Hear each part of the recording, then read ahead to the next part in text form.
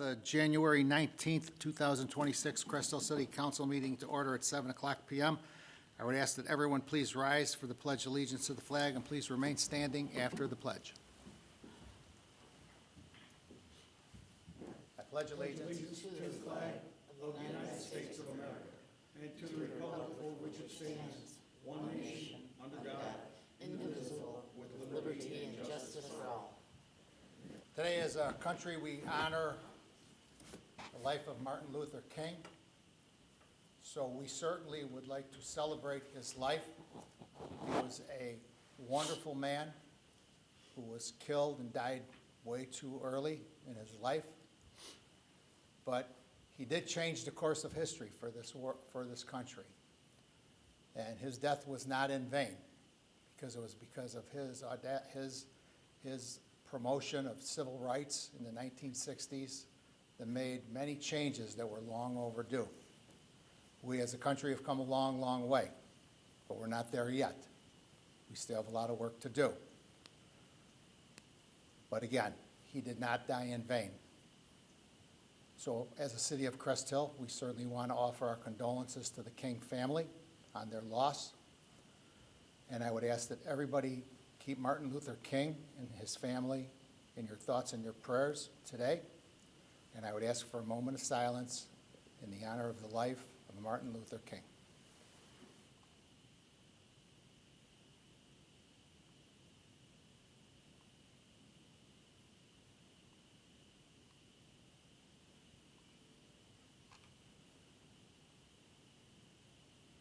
Thank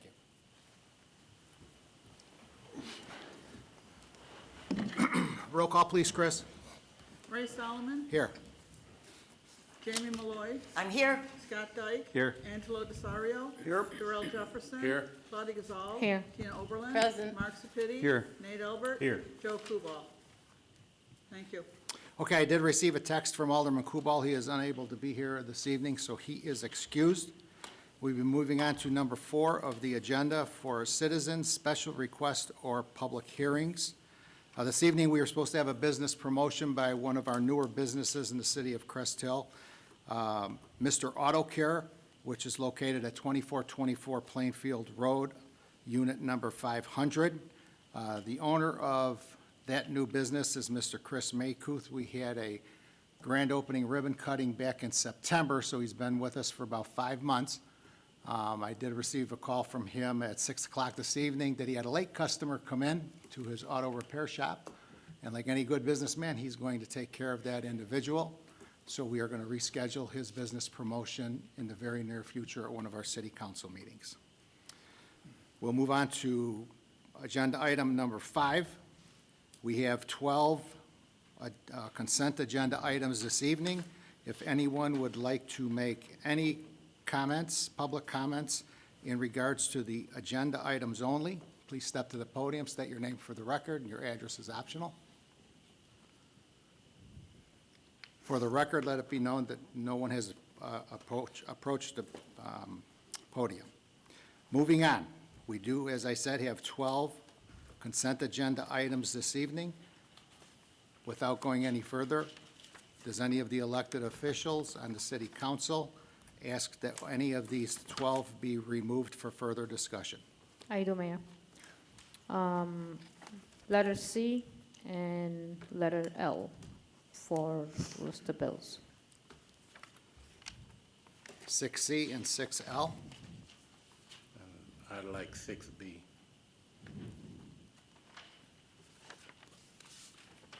6B.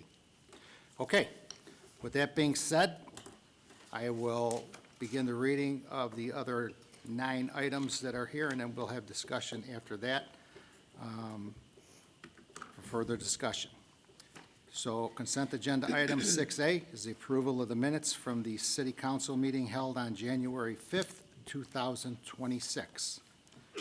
Agenda item 6D, approve an ordinance granting Lockport Township Fire Protection District request for a minor change to the non-residential planned unit development conditions in ordinance 2016 passed on April 7th, 2025.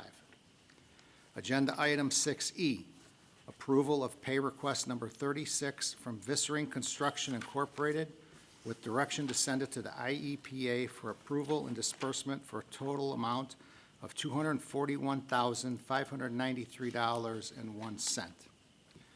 Agenda item 6F, approval of a right-of-way for fiber optic network agreement by and between the City of Crest Hill and Metro FiberNet LLC.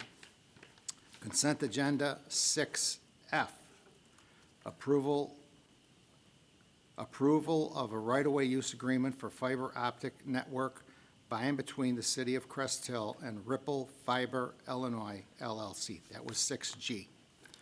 Consent agenda 6H, approve a resolution approving a professional services agreement by and between the City of Crest Hill, Will County, Illinois, and As of Our Audit Solutions Incorporated, and approving a joint engagement letter by and between Avazar Audit Solutions and Cozen O'Connor to assist in the collection of municipal taxes or fees.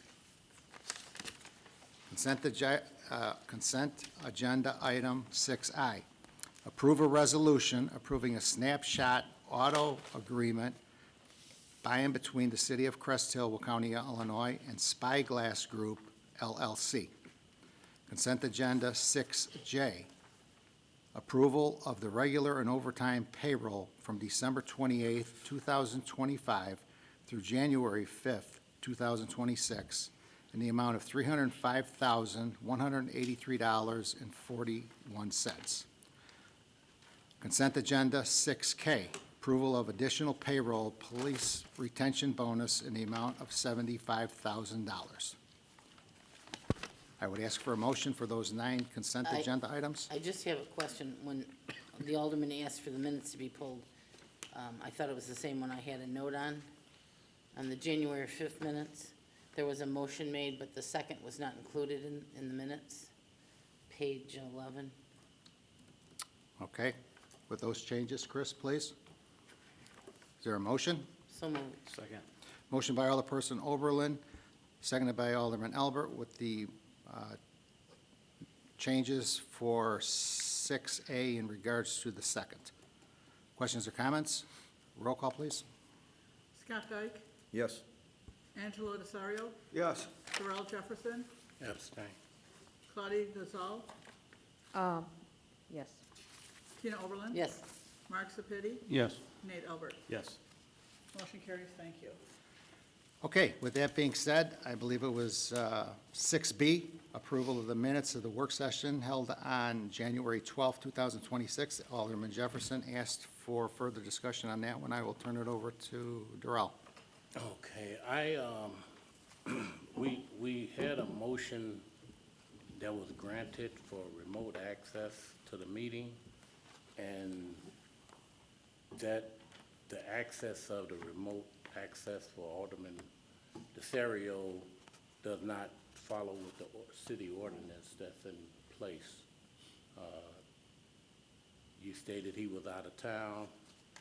The ordinance only allows for 4 different ways to be filled in remotely.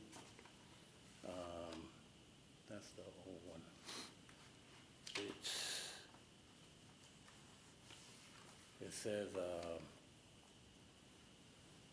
It says any member who wishes to be considered present at a meeting via audio or video conference may make such a request to the city council or board or commission by notifying the clerk 3 days prior to the meeting, unless advance notice is impractical, that the member cannot physically attend the meeting for one of the following reasons: personal illness or disability, or employment purposes, or city business, or family or other emergency, or an unexpected child care obligation.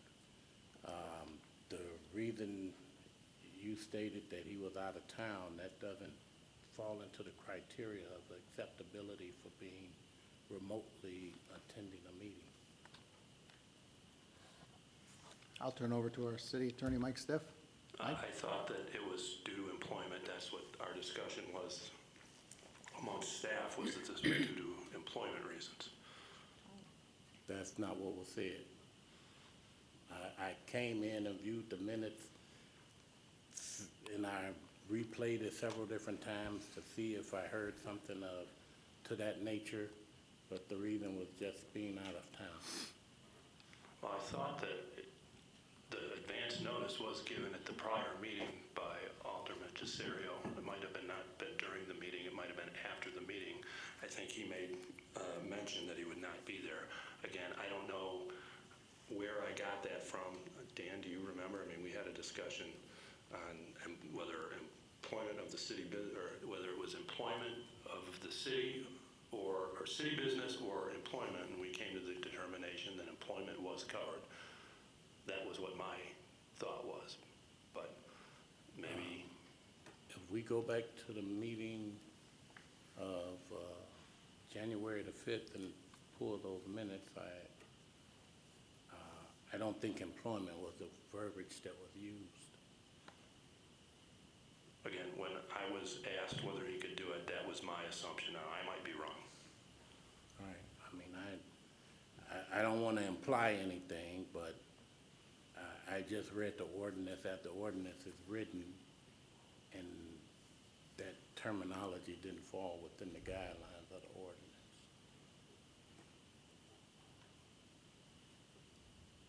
Why don't we ask Angela, was it employment related? I'm retired, so it was not employment related, it was family business.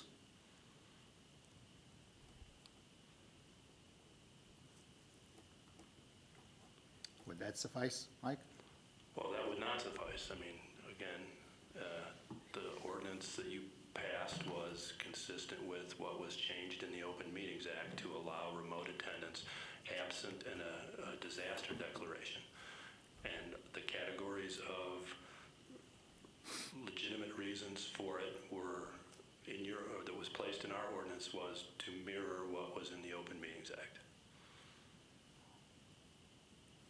And again, I don't know where I got it that this was employment related, but that was what I was thinking when I said it was okay that that Alderman Cesario be allowed last meeting to attend. But again, I don't know where I got that from. I know that there was an internal discussion among staff that does it have to be city business or can it be employment, private employment related? And I said that private employment related was fine. Because I knew that, or I did not think that he was on city business because I don't think that that was expressed to me. So in my mind, it was business related or employment related.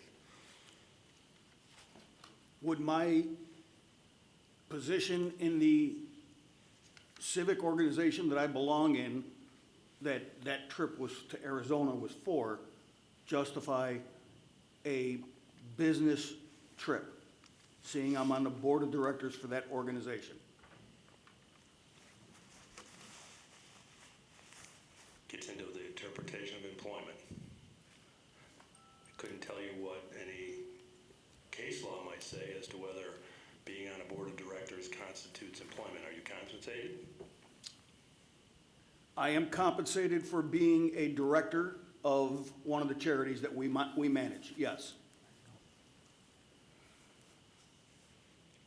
I could make an argument both ways. If you asked me, make an argument that it is employment, and if you said take the contrary view, I suppose I could make the contrary argument.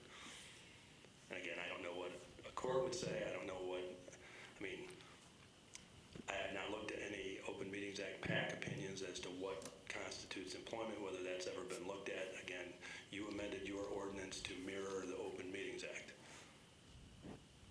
And as a non-home rule community, I don't think that you could change what employment means, even if you wanted to.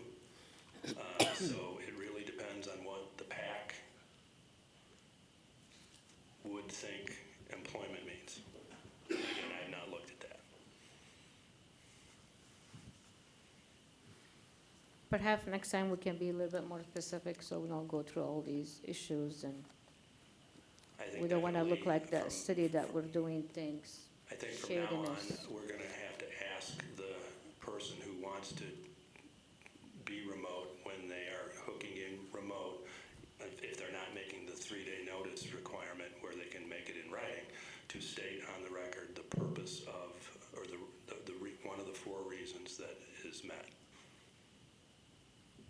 I mean, if you're sick, how are you supposed to give 3 days No, it's notice? 3 days where practical, so I mean, Okay. obviously, if you get sick on the day of the meeting, Okay. that takes into I account. think what It's needs to be where- done, it's an email, so it can be on record, and this way we don't misinterpret, you know, when the mayor announce it, or a question was asked, this way it's on paper, it's documented, and there's no twisting, and it's all clear and transparent. Right, And this and- way we'll and- cover us, it will cover everybody. And the policy is clear that where practical, it should be given 3 days in advance. Obviously, one of the most recent additions was the change that allowed it for emergency or unexpected, I think is the word in the Open Meetings Act, childcare obligation. So if your child is sick and you don't know 3 days in advance, obviously you can't give the 3 days notice. So we've built in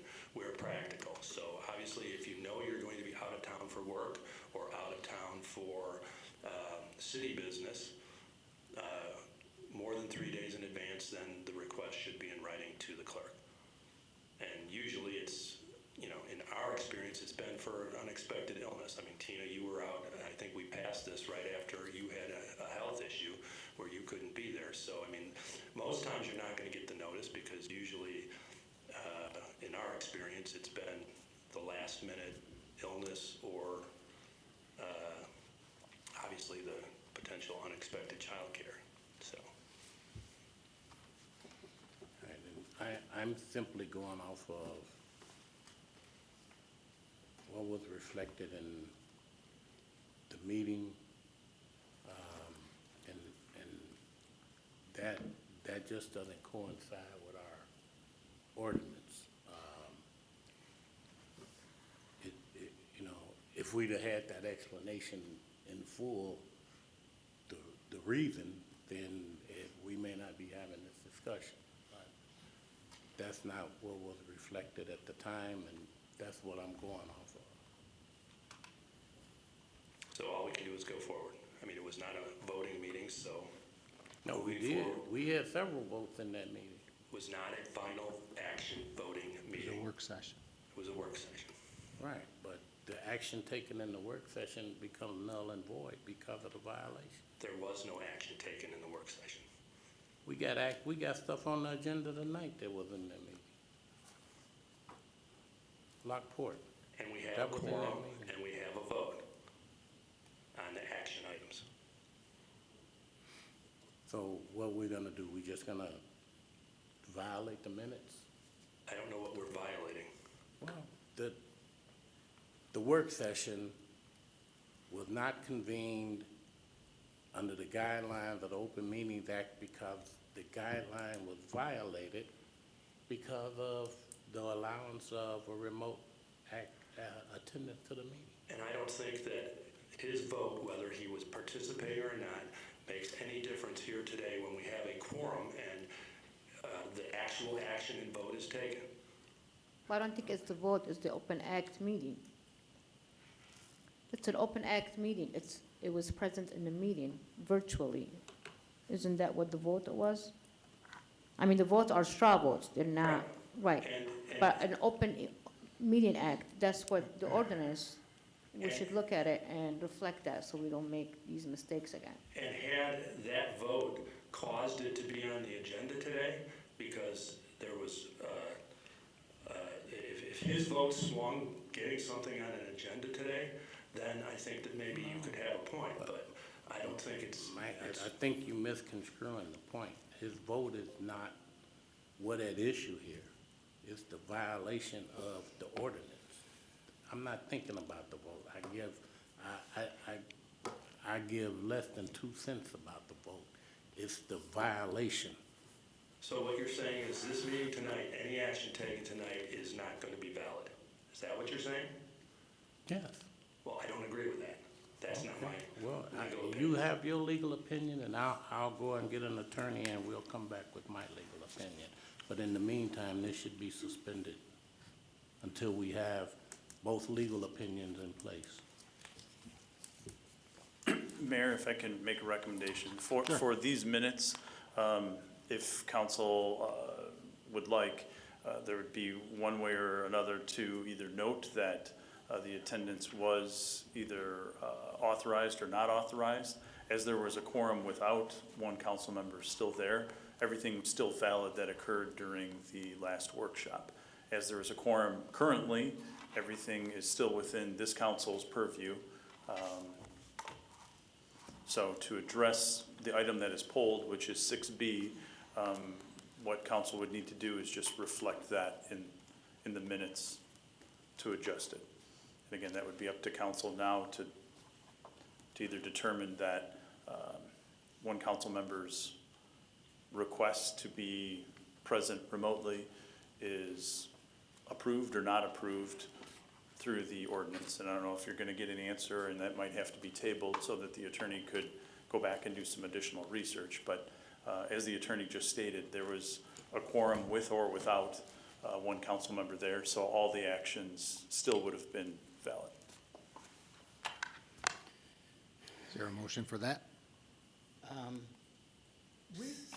We could also remove this, not approve this minutes. We have 30 days to get it approved, so we could just table it Table, yeah. and put it on the next, Okay. next council meeting That's a for good idea. approval. Is there a motion to table? I'll make a motion. Second. Motion by Alderwoman Gazal, second by Alderman Sapiti to table consent agenda item 6B, approval of the minutes of the work session held on January 12th, 2026. Questions or comments? Roll call. Angelo Cesario, Yes. Darrell Jefferson, Yes. Claudia Gazal, Yes. Tina Oberlin. Yes. Mark Sepiti, Yes. Nate Albert, No. Scott Dyke. Yes. Motion carries, thank you. Okay, agenda item 6C was asked to be removed by Alderwoman Gazal. I'll turn it over to Claudia. Yes, I just want, Dan, I talked about this, I got several questions and I didn't know how to explain it. If you can just explain to the TV or the public, what is this pertain to? Sure. So this is, it's really kind of a cleanup ordinance that we put together. I can hit kind of the main three text amendments or changes we made. For the most part, really the goal of this was to kind of remove unnecessary barriers, unnecessary process that we have in our code, things that weren't clear, conflicting. So for example, the first one is we removed the reporter requirements that required a physical court reporter to be here and do a court reporting of any special use or rezoning. That cost was bared by any applicant, and we have recordings, we have verbatim recordings, so it's kind of redundant at this point. That was really put in place back when there wasn't live video and these weren't live streamed, so we took that out as a cost savings and to applicants, the city, as well as just scheduling conflicts and issues we've had with that requirement. Another one we did was amend section, it's become notorious as section 5.5, which was really an unclear section of our code that's been interpreted 10 different ways before I got here. And really what we did was clean it up to make sure that we weren't illegally tying basically it says in unclear terms that if you sell a property, you need to bring it into compliance of every inch of the code, which creates some legal conflicts because even uses, you have legal non-conforming uses, you have things that could have been special uses. It just made a very gray and unclear area for commercial property owners of what they needed to do. And again, it's been interpreted a few different ways. So we cleaned that up, made it consistent that we already have a non-conforming section of the code. They just needed to follow that. Not that you gotta bring a structure that might have a setback that doesn't meet a requirement in the compliance. So again, just clarifying something there that had created a bunch of headaches and strife within the city, and commercial property owners had threatened lawsuits multiple times over it because it really, in my opinion, was not, that it basically could have been rendered as a taking if we were enforcing it the way it was written. So we wanted to make sure that didn't come up as a legal issue, and cleaned that up. And then the last part of it was basically building in different requirements for driveways. Our previous code just said you couldn't have any more than a 30-foot driveway, and that applied to all properties in the entire city, and it was pretty unclear. So we built in some additional kind of flexibility to that. So commercial properties, industrial properties have a little bit of different leeway. Basically, every single commercial business would have been coming to you in plan commission for a variation, because 30 foot's just not even really sufficient for a commercial driveway width. So all three of these were kind of recommendations actually from Ron, who had been here for a while and had kind of seen these become consistent issues, take up time, kind of go against our economic development efforts. And so we put together the text amendment to kind of clean these up. It went to Plan Commission for a public hearing in December and had a recommendation of approval from Plan Commission. And these changes will be done on the website, like, very soon? Yes. We're doing a full update of our the zoning ordinance that's up right now hasn't actually had any of the amendments added to it since 2018. So our city planner's been working on compiling all those in there, including this one. And then we'll have a fully up-to-date zoning ordinance up on our website probably within the month or two here. That'll have every amendment that's been done since 2018 to today. If somebody applies right now, that they will be told right away that there is changes? Yes, we have anything out there that had been kind of getting held up by this has already been resolved. Because again, it's been interpreted a few different ways. It's mostly that section 5.5, but then we've also taken the court reporter requirements down. So yes. Okay. I really appreciate that you explaining that. Yep. Thank you. Questions answered? To me? Yeah. Okay, is there a motion for approval of consent agenda item 6C? So moved.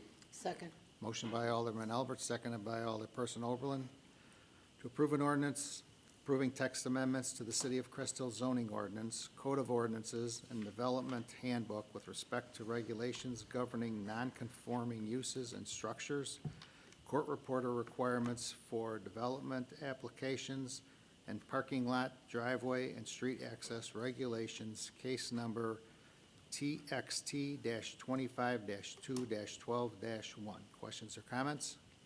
Roll call. Darrell Jefferson, Yes. Claudia Gazal, Yes. Tina Oberlin. Yes. Mark Sepiti, Yes. Nate Albert, Yes. Scott Dyke, Yes. Angelo Desario. Yes. Motion carries, thank you. Okay, the last request for removal was consent agenda item 6L, approval of the list of bills issued through January 31st, 2026, in the amount of $1,418,132.16. That was Alderwoman Gazal also. Yes, I have several questions on this, and this is not personal, it's just my right to ask questions before I vote on the list of bills. I'm not sure, this is probably for the chief. There is this under you, the flock cameras on 1982, $25,000. Can you explain that? Is that annually? Is that something that we've done constantly?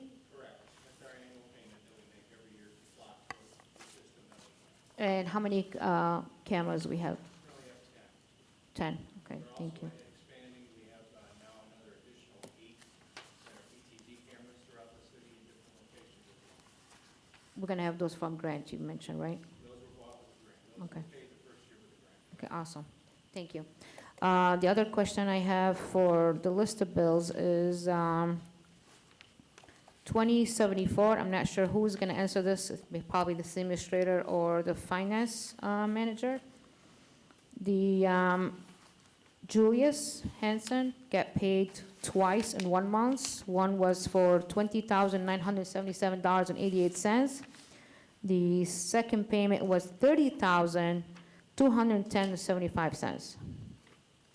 Is this a mistake or an error? How come somebody make all that money for an interim?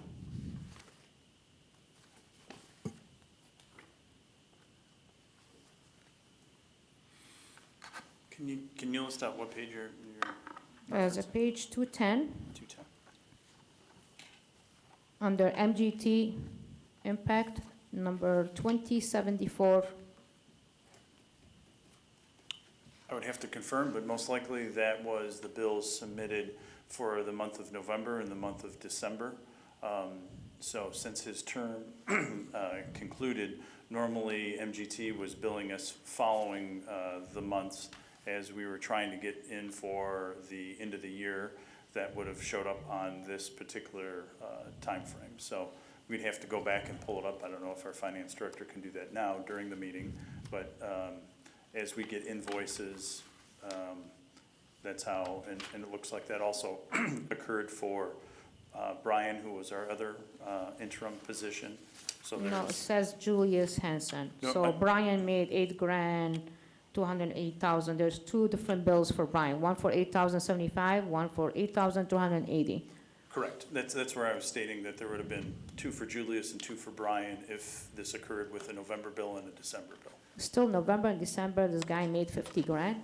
I'm like, are we in the wrong business here? I would say we are in the wrong business. I wish we all could get paid at an hourly rate that is much higher, but that's when you have an interim, and that's what the city agreed to. Well, he also, I understand that he worked at Winterfest, which I was disappointed that we didn't allow an employee do overtime for Winterfest, which their hourly is a lot less than interim. So that was a kind of disappointing slap on the face to some of our staff. The other thing is the winter newsletter, 5,101. In the past, we put the newsletter into the water bill. Is it something that we can check how much it was last year?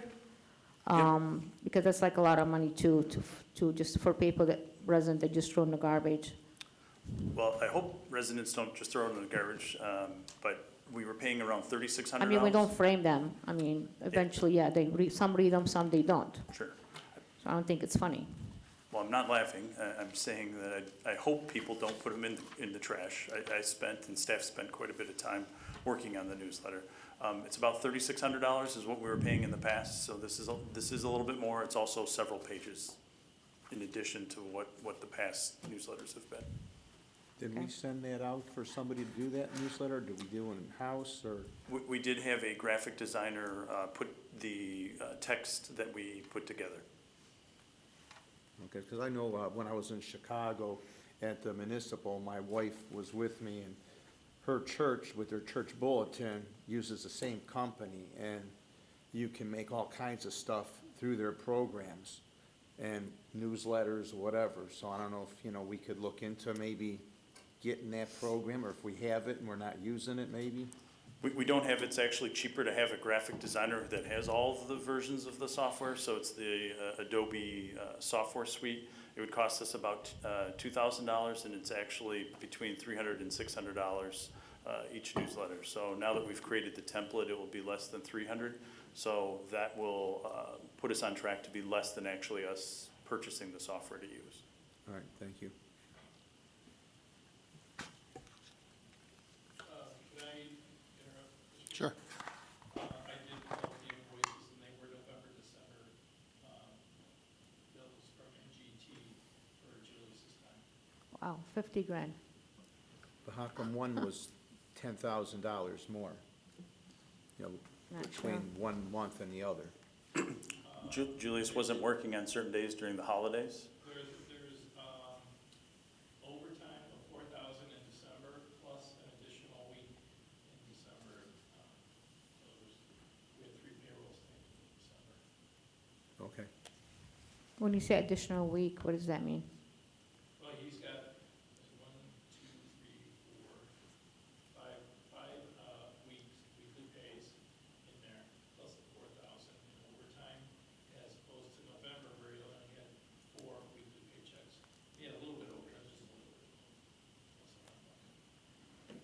Okay, thank you.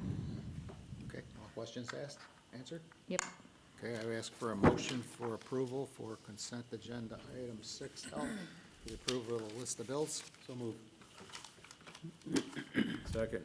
Motion by Alderman Albert, seconded by Alderman Dyke for approval of the list of bills. Questions or comments? Roll call. Claudia Gazal, No. Tina Oberlin, Yes. Mark Sepiti, Yes. Nate Albert, Yes. Scott Dyke, Yes. Angelo Desario, Yes. Darrell Jefferson. No. Motion carries, thank you. Okay, moving on to reports and communications from departments and elected officials. First one up is the mayor's. I do not have any agenda items this evening. However, we did have a grand open ribbon cutting at Sopranos Pizzeria Saturday. Sopranos is located at 20641 Renwick Road, and the owners are Manny Cerna and his family and his father Hector. There were several, our treasurer Jamie Malloy, Alderman Elbert, Alderperson Oberlin, Alderwoman Gazal, Alderman Dyke. Did I miss anybody? Nope, we're all there for the grand opening, so we wish them well and good luck. He has one in Lockport, and now he has one in Crest Hill also. So we welcome the Cerna family to the city of Crest Hill and wish him nothing but luck. Any questions of the mayor? I'd try to answer them. We'll move on to the city clerk's report. Christine Verche Hall. Chris? Thank you. Let me go over with you guys the resolution and ordinance numbers first. Okay, For the consent agenda, 6C will be ordinance 2045. 6D will be ordinance 2046. 6F will be resolution 1374. 6G will be resolution 1375. 6H will be resolution 1376. And 6I will be resolution 1377. And that's all I have to actually report tonight. okay. Any questions of city clerk? All right, thanks, Chris. Moving on to our city treasurer, Jamie Malloy. Jamie? Thank you, Mayor. City Council, I do have one question that I would like to bring up to all of you. I am noticing that when I am requesting items from the finance office that I wish to go over, I'm finding out that they are not being sent over to me and that I am having to FOIA them. So I wanted to go over this with all of you and find out if I'm missing anything or if any of you know of this and why I have to FOIA information into my office. I cannot answer that question. I I'd be mean, happy elected to. official, we don't FOIA, we can ask for information, right? The elected officials can ask for information. If you're asking for it regarding your specific tasks, we're able to provide it to you and the rest of council. If you're asking it for your specific self, we would then process it through a FOIA request. Every piece of information that I'm aware of that the treasurer has asked for, she's either personally put in as FOIA requests or some information has been processed through FOIA request. I'm not aware of anything that she has not received. I've checked with our IT department and they can verify that any emails with the responses have gone to that email. If she's having difficulty, I'm happy again to take a look to see, but we've sent those requests and they have been sent to her email address. What I am talking about is there are a couple of things that I have requested that I did not get replies on, and so I had to FOIA them. It was not for my personal curiosity or anything else that I wanted to question. It was actually from the treasurer's office. And then I noticed that I'm also getting FOIA information that's been redacted, which for my office, there shouldn't be anything that's redacted. I disagree. You and anybody else, the state does set up redactions. We forward that over to the attorney to assist us with redactions. So just like if a council member asked, we're redacting out social security numbers and other personal information, there's reasons that any elected official and anybody who And I makes a understand request. that. These were just signatures, Signatures which I are- have seen, I have requested in the past what I had asked of, and the signatures that were redacted, I had gotten 4 months ago that were not redacted. I'm sorry, not all of our staff in the software was equally up to the redaction. Staff should be redacting signatures, social security, and other information. Are you asking for social security numbers? No, none. So I'm not understanding what's going on in here. I was asking for, the first thing I asked for was overtime for one of our employees. And the second thing I asked for was the payment information for our past HR rep.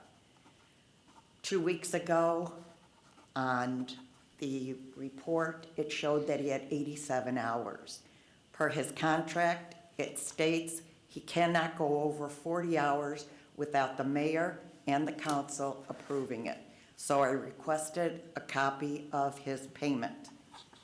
I never got them, and then I had to FOIA them. I can confirm that they were sent to her email, and IT has confirmed that it Yes. was sent Can you to her forward email. this to us so we can see it? I'm happy to. I have them, they were FOIA'd to me, and that was the signatures No, I that were would like to see the redacted. emails, not the FOIA. I'm happy. I actually personally did it within the same day that she sent the request, and I confirmed when she let me know that it was, that she did not receive it, that I wrote to our IT people, they checked, they did a trace on the email, and it confirms that she did receive it, or at least it went into her email. I can't confirm that she opened it or what she did with it at that point.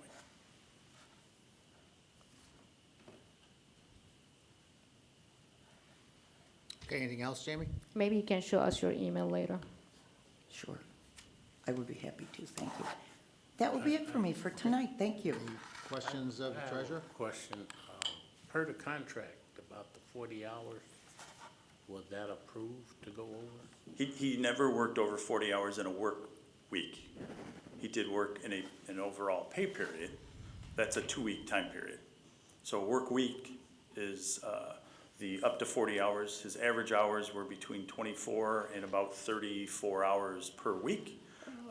In a pay period, he could work, again, up to 40 hours and up to 40 hours, so you could have 80 hours. Which is what I was looking into. So we followed the contract.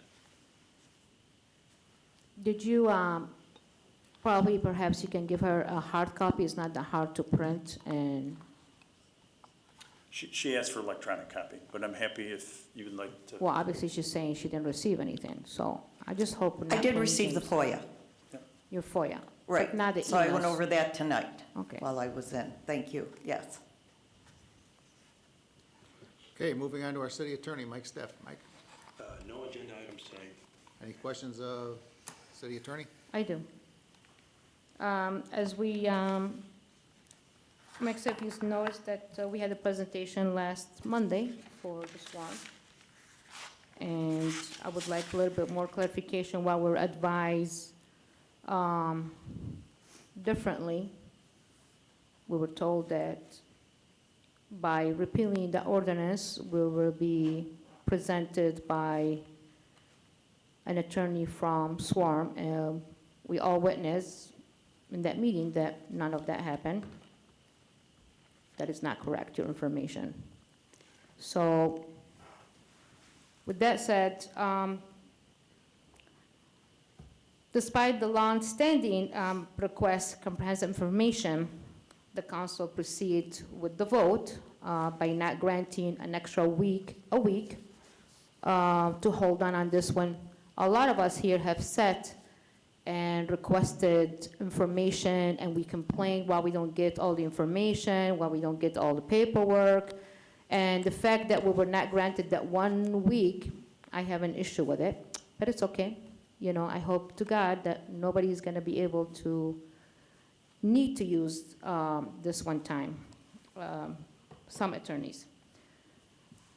The other thing is, I'm looking here at the minute, the mayor, on page 7, into the minutes, Mayor Solomon asked the city attorney, if the motion fails, is it done, or is there a chance to bring it back for further discussion after the presentation January 12th? Attorney Stiff commented that he believes he can bring it back. After the sworn presentation, Mayor Solomon asked if we will pass tonight, could it still be brought back later to repeal? The city attorney Stiff noted that the new version of the ordinance could be drafted in the future if the council deemed necessary. So just for the record, some council, because the rest didn't care, we're paying the price because of one female elected official, female that used that ordinance to defend herself. And now the rest of us, we have to pay that price. I have to pay that price. I haven't used any attorneys. But an alderman back in the day used it and it didn't seem there was any problem. But now I'm wondering if it's because the female or because this particular person, but now because of this particular person, we have to pay the price. I just want that for the record, that next time we ask for something, I hope we get the exact information, not, oh, Swan will take care of it. And since Mayor, since you said that, you know, you voted like that, but it can be repealed, you know, let's see if some of you will repeal that again. But that won't happen.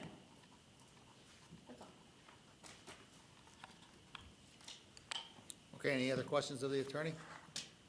All right, thanks, Mike. City Administrator, Blaine? No items tonight. Pardon me? No items tonight, Mayor. Okay, any questions of City Administrator? I have a couple for Blaine.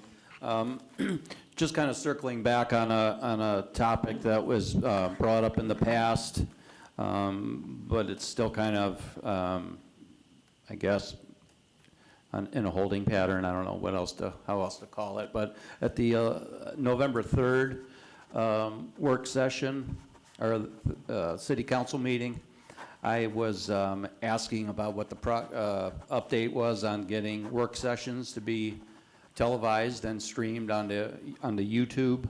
Again, that was November 3rd. At that time, at that meeting, you said that there was a camera failure, Correct. 1 out of 3. Yes. And that you were working with vendors on replacement and working on getting updates to enable live streaming. I was just wondering how one camera failure prohibits streaming to YouTube, whereas it doesn't affect us recording and putting city council meetings on YouTube. Yep, so that third camera up there that you might see is still missing. We did get it repaired, and it was received by staff this past week. I've contacted our vendor who actually will be reinstalling it. That third camera would be the one that would actually, during our work sessions, would allow us to stream our meetings.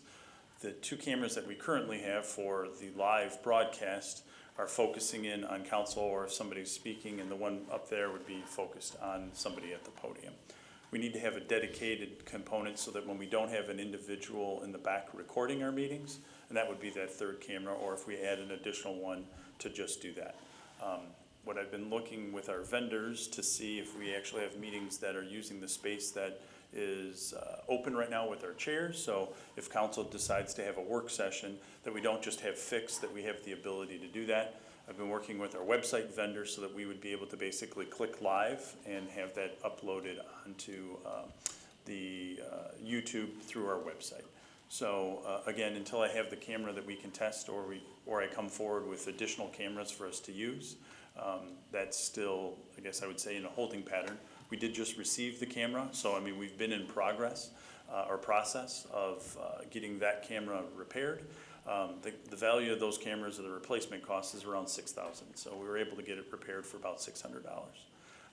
And I believe through our contract, which I'm trying to find out if it's an additional cost or if it's underneath our contract, to get it placed back up and then hooked up to our system. So it has been in progress, and it is, I'm hoping within the next 30 days that we'd be able to have it up, working, and then we'd have a solution for streaming our work sessions. So in the next 30 days, you know, it should be, I'm should be able to hopeful. do that. I've sent an email to our consultant. They've advised that this is one of their busiest time after the calendar year, so I'm a little tied to their schedule of getting us employees to work, but I'm hopeful now that we've gotten the camera that we'll be able to get that up and going. Okay.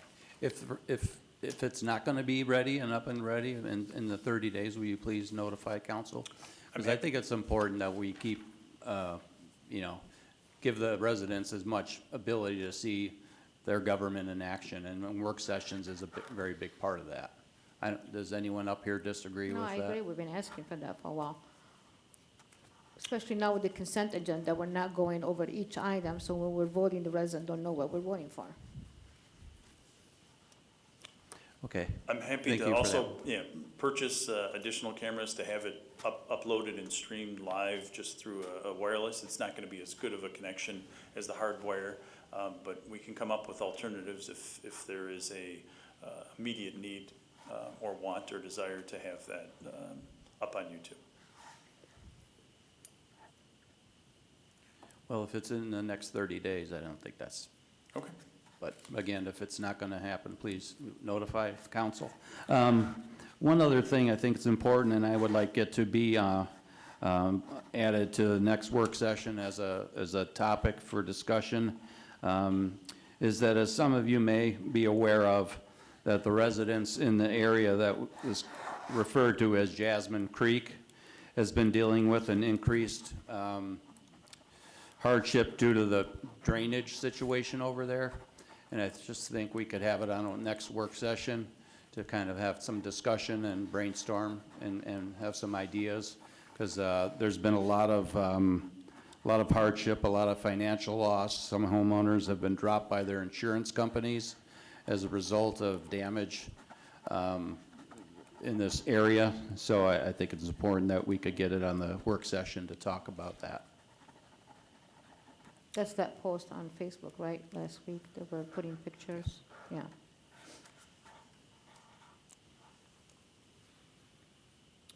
Again, I'm happy to have anything for discussion. We're not going to have, I guess, answers for the various challenges. We've been working with several residents that have had some of these hardships. We've also filed a claim with our insurance carrier for one, and my understanding is that resident has and the insurance company have reached a settlement in regards to one of those topics. I do, believe that there are ongoing issues that still we can discuss, but we don't have answers as the council is, or some council members are aware some of these issues have been noted for more than 10 to 15 years. But staff is continuing to work on possible solutions. We won't be ready with answers, though, at the work session at the next meeting.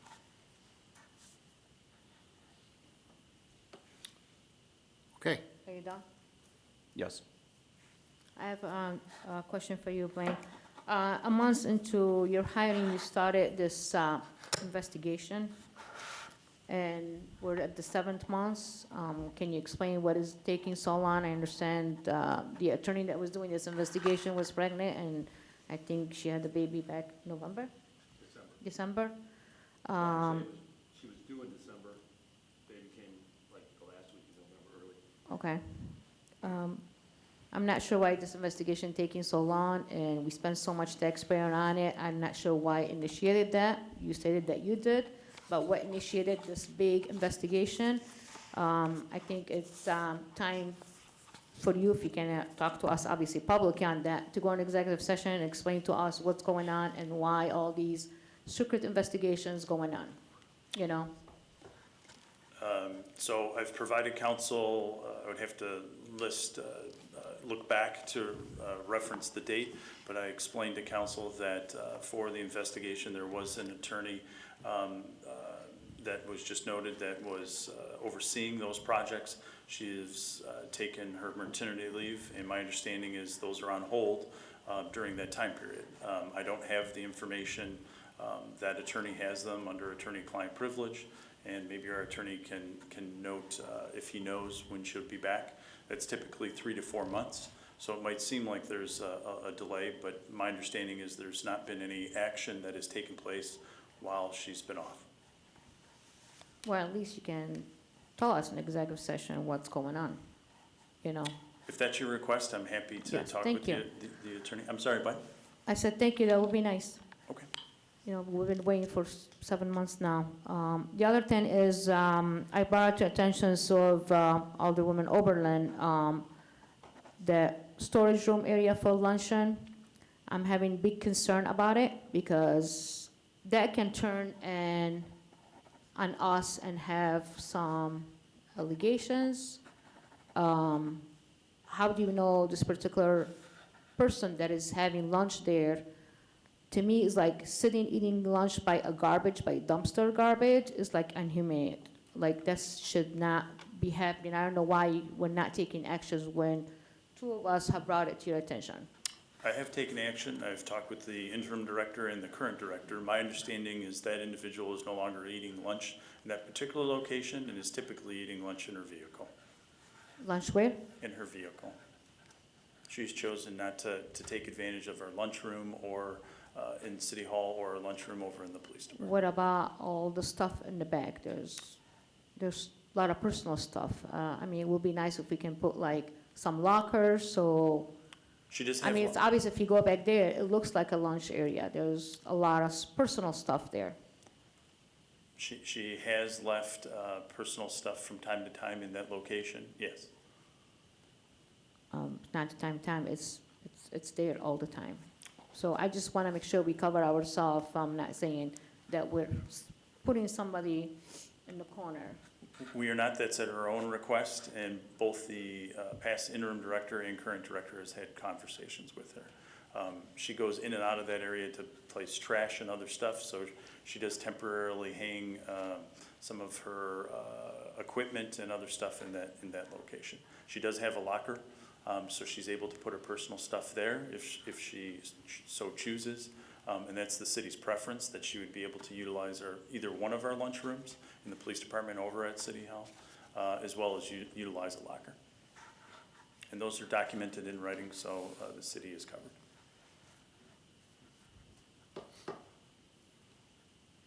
Anybody else? All right, thanks, Blaine. Moving on to Public Works Department, there are no agenda items this evening.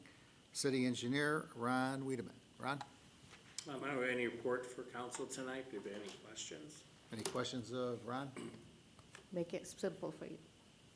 All right, thank you. Moving on to Finance, our Finance Director, Glenn Gerke. I have nothing to report tonight, but if you have any questions, I'll be glad to answer them. Any questions? Thank you. Police Department, our Police Chief, Ed Clark.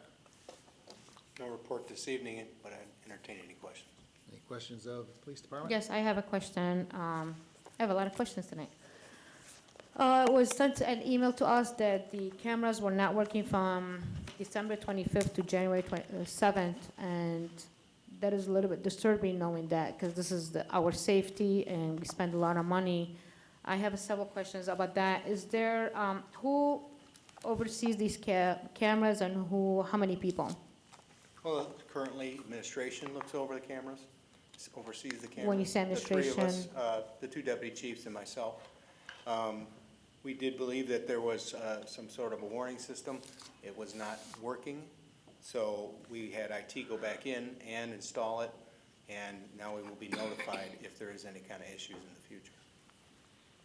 But my understanding from Jason Opiola that it was all on his phone, everything's on his hands. So all 2 Not- weeks, nobody noticed that nothing was Not the- working? Well, if we didn't have a need to look at the cameras, wouldn't have noticed, but even if we're looking at the cameras, you don't know if it's recording. When you go back to record is when we found out that there was an issue. Okay. So we have 2 people in charge of this? As of right now, correct. You're saying now, Chief, there's a warning system that alerts you when it's not recording, is that? It my not only understanding? alerts us, but it alerts IT at the same time.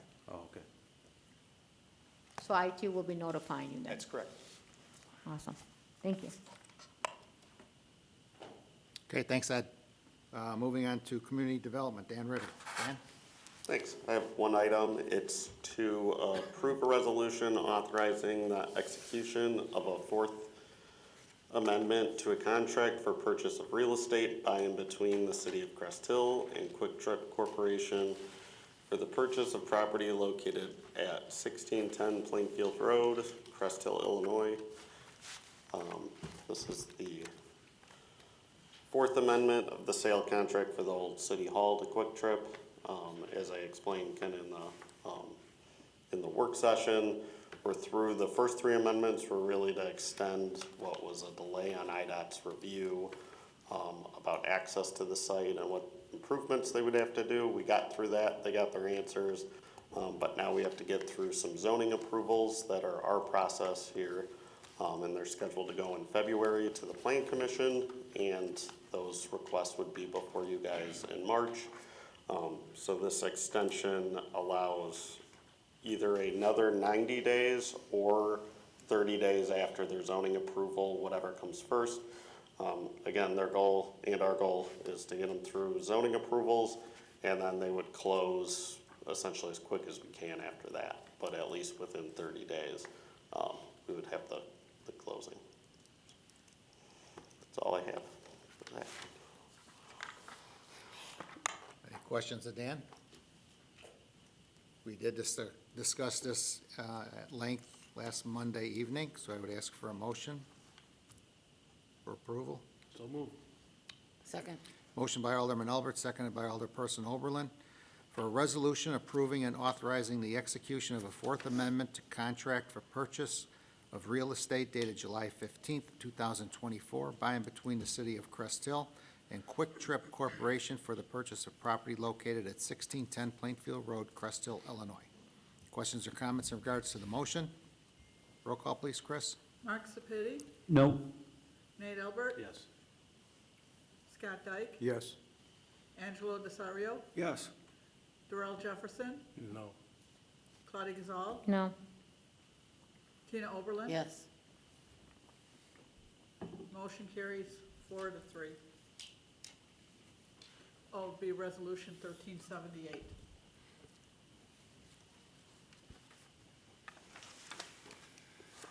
Besides that, I just wanted to notify everybody on Friday's update that we had sent out, or Blaine had sent out the information about a combined city council plan commission meeting that would be for a comprehensive plan. Just kind of an initial kickoff meeting that House of Levine will work through figuring out different issues, questions, things about the community. They'll be here all day. They'd be meeting with directors, but at night we want to do kind of a combined meeting, again, with city council and plan commission on that. So that would, tentatively, we were planning for March 9th, which is already a city council meeting day. Because we have 5 Mondays in that month, Blaine was recommending that one, since you guys should potentially be available. We're reaching out to Plan Commission right now as well to make sure that works. So if there are any issues, let us know, because we'd like to have as much attendance as possible. And I'm looking forward to getting that kicked off. We'll have a new name. I kind of sent out a feeler vote as well, kind of internally, to try and find out a name, and then we'll have a website as well. So that way, all of the information from the Plan Commission update is made public, and has a dedicated website, hopefully with a somewhat catchy name to it. So I am looking forward to the comp plan update. Besides, then the next thing I have is we are in contact with somebody who's got St. Anne's Church under contract. So as of today, they made contact with us. We're going to review what their proposal is and see if it fits within the previous special use approval. Or if there's anything they need changed, they would have to meet exactly what was approved under that previous approval, the same proposal or less. and they'd have to meet all the same conditions, everything like that. So they just made contact with us today. We'll review that with them, and we'll give you guys an update on that as we go. So, but it is under contract, and they have made contact with us, so it'll be good to hopefully see that reused and reoccupied with a good use. It is a religious use. That Are these remedies gonna be posted? Because it's still a voting, if there's any changes to what was approved. It's a work session, so it will be a posted joint meeting. okay, I'm sorry. Yeah, sorry, it'll be both Plan Commission and City Council would both be posted for that, and we'd open the meetings. There'd be no votes, I believe, taken. It'll mostly Correct. be a presentation and listening meeting for everyone. So, and the plan is to kind of do it here. It'll be open to the public. Anybody can come. In fact, it's encouraged, and we're hoping we'll get good video of it, and everything can get posted, so it's public. But we plan on kind of setting up here, so that way everybody's at the same level, and we can have some Yeah. good discussion. Just, Mike, just to confirm, from the past, I'm not sure, from the past, I remember that the council and the planning commission could not meet together. If I recall, the past comprehensive plan, we never did them together, correct me if I'm wrong, but that was a long time ago. I just want to make sure, as long there's no decision or there's no vote, can we still meet? I was not here for that last comprehensive plan, so I do not know. I believe Plan Commission was at the comprehensive plan meetings that we had. They were invited. I can Not look all of into them showed up, but they were invited. I can look into it and let Jan know. Okay. I just want to make sure. I do know you can do it as long as it's both, it's published, both bodies will be here, because it's actually more of a conflict if like. And no action. Plan Commission wasn't having a formal meeting and we had 4 of them here and they're talking about planning stuff. That creates a bigger conflict than we're basically running City Council and Plan Commission simultaneously. We'll open the meetings, there has to be quorum, but there's not gonna be any votes or action by Okay. either body. I just want to make sure Alderman Jefferson's not going to come after me after that. If anyone's got any questions, let me know. We'll confirm the date and everything to everybody, so you have it on your calendars as a, even though you probably already do as a city council, we'll make sure everybody's ready and prepared for that one. I think they said probably a couple hours, but they want to hear from everyone. They'll go through everything, so. Anything else, Dan? Nope, that's all I have. Okay. Moving on to unfinished business. We have nothing on the agenda. Anyone? New business? Anybody? Committee liaison reports? We do, right? Yep. We're inviting the resident to Crest Hill First Annual Easter Egg Hunt will be held on Saturday, March 28th at 12 p.m. You want to add to that? Yes, we are allowing the kids to take pictures with the bunny, and we still have more information to come. That's it. Where's it at? In here at City Hall, but more information to come. Okay. City council comments, anything you'd like to share with any of your constituents? Anybody want to go first? We'll start with Alderman Albert tonight. Nothing at this time, Mayor. Alderman Spitty? Nothing at this time. Alderperson Oberlin? Nothing at this time. Alderwoman Gazal?